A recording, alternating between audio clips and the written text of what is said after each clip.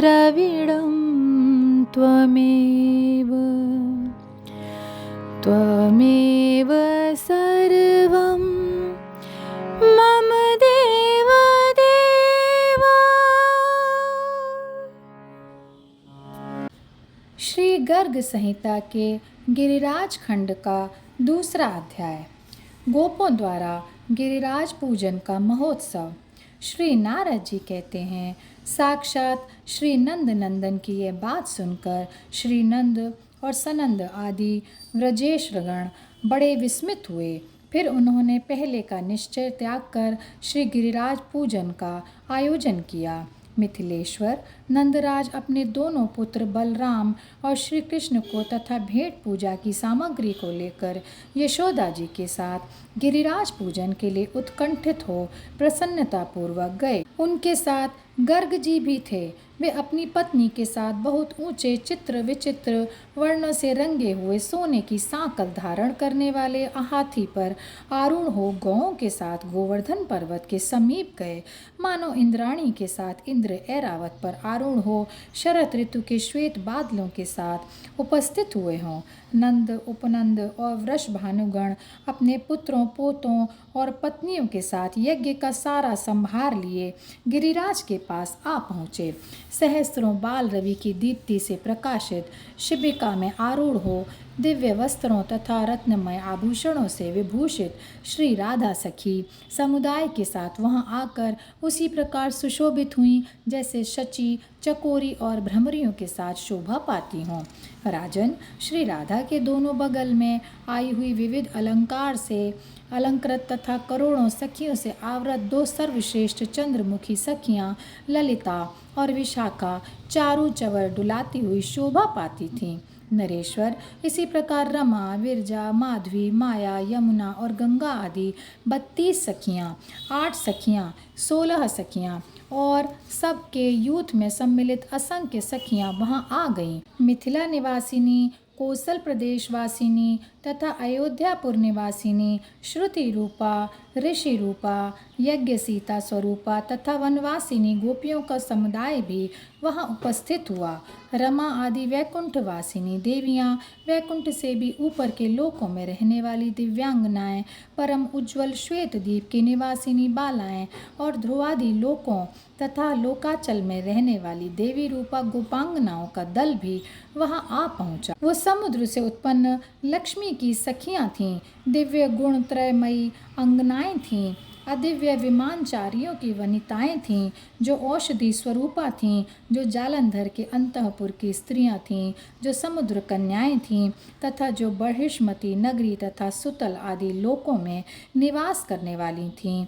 उन समस्त दिव्यांगनाओं का समुदाय गिरिराज गोवर्धन के पास आकर विराजमान हो गया। इसी प्रकार अप्सराओं, समस्त नाग कन्याओं तथा व्रजवासिनियों के यूथ भी वस्त्राभूषणों से विभूषित हो हाथों में पूजन सामग्री और प्रदीप लिए गिरिराज के पास आ पहुँचे। बालक युवक और वृद्ध गोपी पीताम्बर पगड़ी तथा मोरपंख से मंडित तथा सुंदर हार गुंजा और वनमालाओं से विभूषित हो नूतन यष्टि तथा वेणु लिए वहां आकर शोभा पाने लगे। मेरे मुख से गिरिराज गोवर्धन के उस उत्सव का समाचार सुनकर गंगाधर शिव मस्तक पर जटाजूट बांधे, हाथ में कपाल लिए, अंगों में चिता की भस्म लगाए, सर्पों की माला तथा कंगनों से विभूषित हो भांग धतूर और विष पीकर मत्त हुए गिरिराज नंदिनी उमा के साथ आदि वाहन नंदीश्वर पर आरूढ़ हो प्रथम गणों से घिरे हुए गिरिराज मंडल में आ गए। मुख्य मुख्य राजश्री ब्रह्मर्षि देवर्षि सिद्धेश्वर हंस आदि योगेश्वर तथा सहस्त्रों ब्राह्मण वृंद गिरिराज का दर्शन करने के लिए आसपास एकत्र हो गए। गोवर्धन पर्वत की एक एक शिला रत्नमयी हो गई, उसके स्वर्णमय श्रृंग चारों ओर अपनी दीप्ति फैलाने लगे।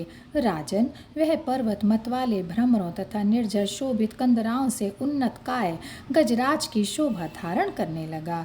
उसी समय मेरु और हिमालय आदि गिरीन्द्र दिव्य रूप धारण करके भेंट और मांगलिक वस्तुएं हाथ में लिए मूर्तिमान गोवर्धन को प्रणाम करने लगे। भगवान श्री कृष्ण की बताई हुई विधि के अनुसार द्विजों द्वारा गोवर्धन पूजन संपन्न करके ब्राह्मणों अग्नियों तथा गोधन की सम्यक पूजा करने के पश्चात ब्रजेश्वर नंद ने गिरिराज की सेवा में बहुत सा धन तथा बहुमूल्य भेंट सामग्री प्रस्तुत की। नंद, उपनंद, वृषभानु, गोपी वृंद तथा गोपगण नाचने, गाने और बजाने लगे। उन सब के साथ हर्ष से भरे हुए श्री कृष्ण ने गिरिराज की परिक्रमा की। आकाश से देवता फूल बरसाने लगे और भूतलवासी जन समुदाय लाजा, लावा या खील छींटने लगा। उस यज्ञ में गिरीन्द्रों का सम्राट गोवर्धन लोगों से घिरकर किसी महाराज के समान सुशोभित होने लगा।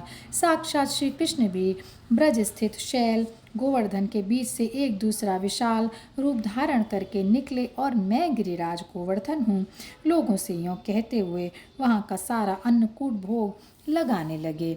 गोपालों और गोपियों के समुदाय में जो मुख्य मुख्य लोग थे, उन्होंने गिरि का यह प्रभाव अपनी आँखों से देखा तथा गिरिराज को वहाँ वर देने के लिए उद्यत देख सबके सब आश्चर्यचकित हो उठे। सबके मन में अपूर्व उल्लास छा गया। उस समय गोपों ने कहा, प्रभु, आज हमने जान लिया कि आप साक्षात गिरिराज देवता हैं। स्वयं नंद नंदन ने हमें आपके दर्शन का अवसर दिया है। आपकी कृपा से हमारा गोधन और बंधु वर्ग प्रतिदिन इस भूतल पर वृद्धि को प्राप्त हो, ऐसा ही होगा। यों कहकर किरीट और केयूर आदि आभूषणों से मनोहर अंग वाले दिव्य रूपधारी गिरिराज पर्वत क्षण भर में वहाँ उनके निकट ही अंतर्ध्यान हो गए। तब नंद, उपनंद, वृषभानु, बलराम, वृषभानुराज, सुचंद्र, श्री नंदराज, श्रीहरि एवं समस्त गोप गोपीगण अपने गोधनों के साथ वहाँ से चले। ब्राह्मण, योगेश्वर समुदाय, सिद्ध संघ, शिव आदि देवता तथा अन्य सब लोग गिरिराज को प्रणाम कर उनका पूजन करके प्रसन्नतापूर्वक अनिच्छा से अपने अपने घर को गए। राजन, श्री कृष्णचंद्र के इस उत्तम चरित्र का तथा गिरिराज के उस विचित्र महोत्सव का मैंने तुम्हारे सामने वर्णन किया है। यह पावन प्रसंग बड़े बड़े पापों को हर लेने वाला है। और यहीं पर यह अध्याय समाप्त होता है। जय श्री कृष्णा, जय श्री कृष्णा, जय श्री कृष्णा।